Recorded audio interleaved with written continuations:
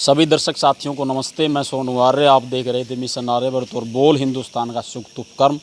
टिटोली में हम मौजूद थे और यहाँ के हालातों का निरंतर जायजा हम ले रहे थे।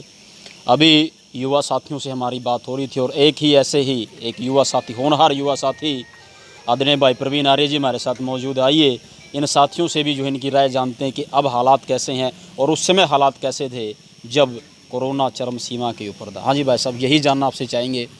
हमारे कई जो नौजवान युवा साथियों ने ये बताया कि ये जो बड़ा मोहल्ला, जो यहाँ का जो गली है यहाँ की, सबसे ज़्यादा मौतें उस समय कोरोना के कारण यहाँ हुई। तो किन चीज़ों को आप कारक मानते हैं यहाँ? सबसे पहले तो नमस्ते सभी आर्यों और सभी साथियों को। उस समय का जो दौर था ये लगभग 20 और 30 मई के दौरान की बातें हैं, जिसमें पूरे गांव में दहशत फैली है। और उस समय पर हमारे परिवार में हमारे पिताजी हैं, उनका भी स्वर्गवास हो गया था। और सबसे पहले जो इस तरफ में दहशत फैली थी, यहाँ पर हमारे एक साथी थे जिनकी उम्र लगभग 35 वर्ष की थी। उनका सबसे पहले देहांत होता है इसी चीज़ के कारण, अर्थात कारण यही बताया जा रहा है। और उसके बाद में हमारी बहन जी हैं, उनकी डेथ होती है और उसके बाद में अन्यों की। तो इसमें मैं तो मुख्य कारण यही मानता हूँ कि जो सतर्कता ना रही हम सब की, और जो अन्य जगह पर से जो पर व्यक्ति आ और जा रहे थे, उसके कारण पूरे गांव में यह संक्रमण फैला। मैं तो यही मानता हूँ सोनू जी। अच्छा, उस समय का जब दौर था, जब लोगों ने घर से बाहर निकलना बंद कर दिया, लोगों में बड़ा दहशत का माहौल था। एक के बाद एक दिन तो ये कहते हैं कि एक दिन लगातार 9 चिताएं गांव के अंदर जली। उस समय जो है मतलब कैसे युवा साथी बाहर निकले, वहाँ से जो स्वामी आदित्य जी आए, यहाँ से जो है युवा साथियों बड़ा भरपूर सहयोग मिला, कैसे गाँव की दिशा को बदला गया? देखो, इसमें सबसे ज़्यादा तो मैं कहता हूँ पॉजिटिवनेस जो आर्य समाज की तरफ से सबसे पहले अपने स्वामी आदित्य जी हैं और अपने आर्य युवा हैं, चाहे उसमें मनीष जी हैं, चाहे विकास जी हैं, चाहे हमारे अन्य युवा साथी हैं, उन सब ने इस कार्यक्रम में, जो कि कार्यक्रम का मतलब मैं बताना चाहता हूं अपने साथियों को कि पूरे गांव में लगभग 30 दिन यज्ञ किया गया। अर्थात पूरी गली गली, नुक्कड़ नुक्कड़, हर जगह पर यज्ञ का कार्यक्रम किया गया। और जिसके बाद में हर एक व्यक्ति के अंदर यह पॉजिटिवनेस आई कि हाँ, हम सब मिलें, यदि हम अच्छे कार्य करें, यदि हम इस कोरोना को हरा सकते हैं, तो ये सारी की सारी चीज़ों को हम सबको अपनाना होगा। तो बहुत से युवा साथी इस चीज़ में आ गए और परिवार जो हैं उन लोगों ने भी घरों में भी अच्छे कार्य किए।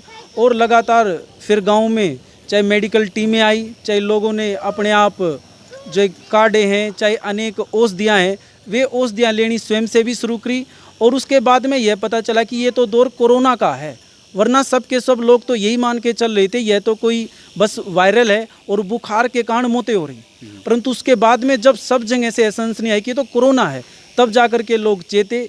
जब लोगों ने थोड़ा सा डिस्टेंस बनाया और लगातार औषधियाँ और दवाइयाँ ली और मेडिकल टीमों से जांच कराया, तो मैं मानता हूँ हमारे गाँव की जो स्थिति है वह लगभग ठीक हो पाई। और अब वर्तमान की जो परिस्थिति है वह लगभग सामान्य ही इसे हम सब कहेंगे, और इसमें हम सब उभर रहे हैं। अच्छा, जो प्रशासन की ओर से जो गांव के अंदर कदम उठाए गए, वो चाहे टेस्टिंग की बात करें, कोविड केयर सेंटर भी यहां बनाया गया, प्रशासन के कदमों से गांव वाले कितने संतुष्ट थे? आप कितने संतुष्ट थे, क्या कहना चाहेंगे आप? इसमें तो मैं कहूँगा आर्य जी लगभग ही संतुष्ट थे, ज़्यादा तो नहीं कह सकता, क्योंकि सरकारी टीमें देखो इसमें जांच तो कर रही थी, परंतु उनके जो कोविड केयर सेंटर है वो तो मतलब एक हवा ही था, उससे तो कोई ज़्यादा इतने संतुष्टि किसी व्यक्तियों में और लोगों में नहीं थी।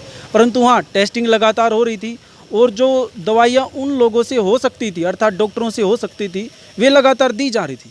परंतु कोविड केयर सेंटर के नाम पर तो ये जुमला ही मैं तो कहूँगा, मतलब इतनी ज़्यादा लोग इससे ना तो प्रभावित थे और ना इनको लाभ पहुँच रहा था। अच्छा, जो यज्ञों की बात आपने कही, पूरे गांव में जो है यज्ञ किया गया, उससे गांव की आबो हवा भी साफ हुई, लोगों में जागृति भी पैदा हुई, लोगों के अंदर जो क्षोभ का जो माहौल था उससे भी लोग उभरे, क्योंकि लोगों को जो है जब ये दिखा कि गांव के युवा निकल रहे हैं, गांव के लोगों में उस समय जोश भी आया, परिस्थितियाँ भी बदली। इन कदमों को आप कितना सार्थक मानते हैं? यदि देश की ये नहीं, आज अगर विदेशों में भी अगर बात करें तो विदेशों के अंदर भी निरंतर आज यज्ञ चल रहे हैं, इस कदम को आप कितना सार्थक मानते हैं? इसको तो मैं बहुत बड़ा सार्थक मानता हूँ, क्योंकि देखो यज्ञ हमारे महान ऋषियों के द्वारा, हमारे महान पूर्वजों के द्वारा दी गई एक विधि है। अब यह वैज्ञानिकों का शोध का विषय है कि यज्ञ से कोरोना मरा कि नहीं मरा, ये हम सब नहीं कह सकते। परंतु जब हमारे ऋषि मुनि और हमारे महान मर्यादाओं के वंशज, चाहे श्री रामचंद्र हैं, चाहे योगीराज श्री कृष्ण हैं, वे सब के सब कहते हैं कि यज्ञ हम सबको करना चाहिए और संसार का सबसे अच्छा कर्म है, तो मैं मानूंगा इससे तो वायु और जो दुर्गण कण है जिसके कारण बीमारी फैलती है, उससे तो यह हम सबको बचाता ही है। और इससे हम सब के अंदर बहुत ज़्यादा पॉजिटिवनेस आई और लोगों ने भी इसमें बहुत ज़्यादा सहयोग किया और लोगों ने घर में भी किया, जितना उनसे बन सकता था, जितनी सामग्री वे डाल सकते थे उससे डाली और लोग बचें। क्योंकि हमारे घर में लगभग हम बीमार थे, एक दो को छोड़कर, और हम प्रत्येक दिन यज्ञ कुंड के पास में बैठते थे और विशेष औषधियों से जो सबसे महंगी होती है उनसे यज्ञ किया। तो आज हम सब सिर्फ पिताजी को छोड़ करके मैं कह सकता हूँ कि हम सब लगभग ठीक हो गए हैं, उसमें कोई एक आध बीमार थोड़ा बहुत है। तो यज्ञ को तो मैं बड़ा माना और इसमें स्वामी आदित्य वेश जी का मैं बड़ा धन्यवाद करता हूँ कि उन्होंने इस पहल को सबसे ज़्यादा आगे बढ़ाया, क्योंकि इस समय उन्होंने अग्रणीय रहे और उन्होंने पूरी आगामी हम सब की और आगे बढ़ करके हम सब का मार्गदर्शन किया। तो मैं इसमें आर्य समाज टिटोली की तरफ से भी उनका धन्यवाद करता हूँ, क्योंकि वे सदस्य हम सब के हालांकि आदरणीय हैं ही, फिर भी उनका जो इसमें क्रियाकलाप है वह बड़ा ही अनुगमनीय और बड़ा ही सराहनीय है। जी भाई साहब, अच्छा एक साथी की आपने बात की, 35 साल का वो साथी था और ऑक्सीजन न मिलने के कारण जो समय के पूर्व साथी की डेथ हुई, ये मुझे भी जो है कई लोगों से इस बात का पता चला। आज आपके खुद के आपके गांव में जो है ऑक्सीजन की सुविधा यहाँ उपलब्ध है। दक्षिण अफ्रीका के सहयोग से स्वामी इंद्रवेश विद्यापीठ आश्रम में जो ऑक्सीजन कॉन्सन्ट्रेशन मशीनें जो लगाई गई हैं और भी निरंतर यहाँ से जो है चीज़ें जुटाई जा रही हैं, इस कदम को आप कितना सार्थक मानते हैं, कितना बढ़िया मानते हैं? नहीं, ये तो सार्थक है, इससे तो लाभ होगा।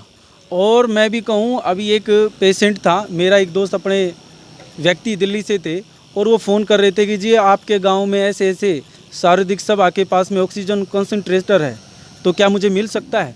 तो जब मैंने स्वामी जी से बात की तो उन्होंने कहा हाँ बिल्कुल मिल सकता है, छोटी मोटी फॉर्मेलिटी हैं, आप उसे ले जा सकते हैं। तो उसके बारे में चर्चा की तो बड़ा ईजी, और हमें बड़ी खुशी होती है कि वर्तमान में यदि गाँव में 2-4 को, यदि 20-30 को भी यदि इसमें ऑक्सीजन की समस्या आती है तो वो हमारी दूर हो सकती है। इसके लिए हम बड़ा ही सेटिस्फाई हैं और बड़ा ही आत्म प्रशंसा करते हैं कि हाँ हमारे गांव में ये सुविधा उपलब्ध है। यदि आपातकालीन किसी को ऑक्सीजन की आवश्यकता पड़ेगी तो हमें मिल सकती है। तो ये तो गौरवान्वित विषय है हमारे लिए। धन्यवाद भाई साहब हमें समय देने के लिए और हमसे बात करने के लिए। कोई बात नहीं, देखते रहिए भाई बोल हिंदुस्तान और मिशन आर्यभट्ट। धन्यवाद आप सबको। साथियों, ज़्यादा से ज़्यादा वीडियो को लाइक करें, शेयर करें, कमेंट करें और चैनल को सब्सक्राइब करना ना भूलें। धन्यवाद।